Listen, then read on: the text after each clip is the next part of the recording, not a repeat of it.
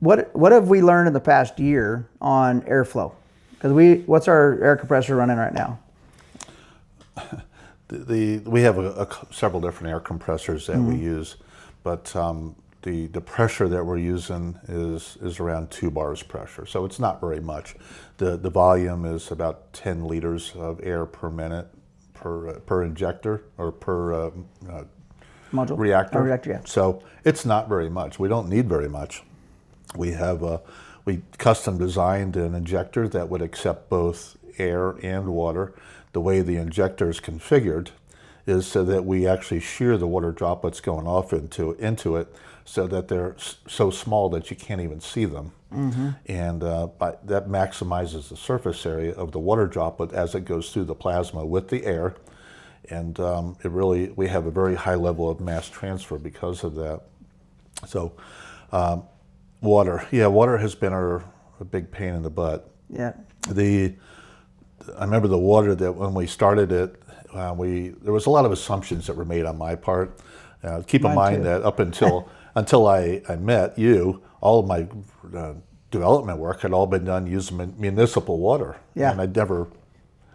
It worked pretty well, but I didn't know what to even look for at that point. And I remember you asking me, "Well, hey, will this work out on the farm?" Probably, I guess. I don't know why it wouldn't. Yeah. Well, now we know why. Yeah. So and different elevations.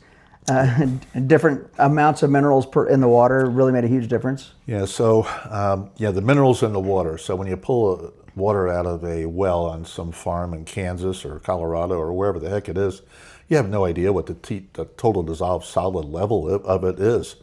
And a lot of those total dissolved solids, you think about what happens in your bathroom when you turn on the shower head and you got this white film around it. You have to constantly clean it off. Well, we were seeing the same problem inside the injectors. We were making toothpaste in there. Yeah, it was tough trying to overcome that. And I remember we tried a handful of different technologies. We tried some of these under the counter RO units that people have in their home, and that was a disaster. Yeah. And we tried different water softeners. We ended up doing some big commercial systems that we're using right now, and they would actually work pretty well. Along the line, you and I both decided that we really don't want to be in that part of the water business. Yeah. So it was nice to say goodbye to all the water treatment.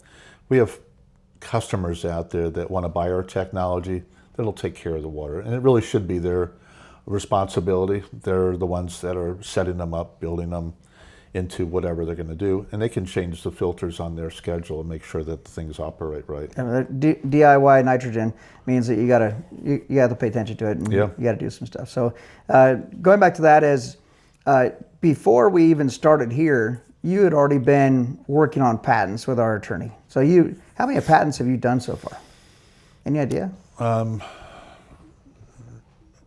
Well, I think we have 10, 11, something like that. And then we're filed in over 35, 40 countries at the moment. Yep. So that no matter where we take our technology globally, we're in a secure place. There's a lot more countries than 35 or 40, but we tended to pick the countries that have an industrialized infrastructure already put in place. Those are the ones that you don't want to have, hey, look at this really cool gadget here, let's copy it and make it. So we patented it there. And there's other places that are emerging third world countries that they just don't have that infrastructure.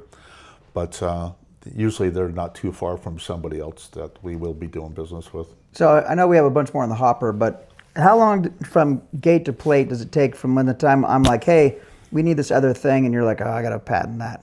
And then you call our attorney and they start working on that process to the time it actually gets through the end of the process?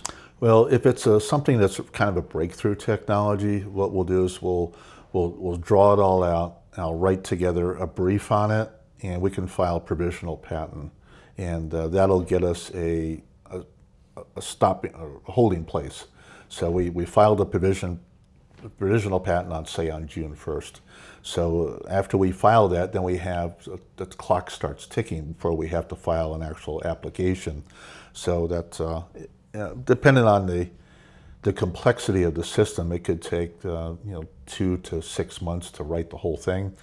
And what I have found over the last couple of years is generally it takes about a year to get it approved. So And how I know just the pain of you going through.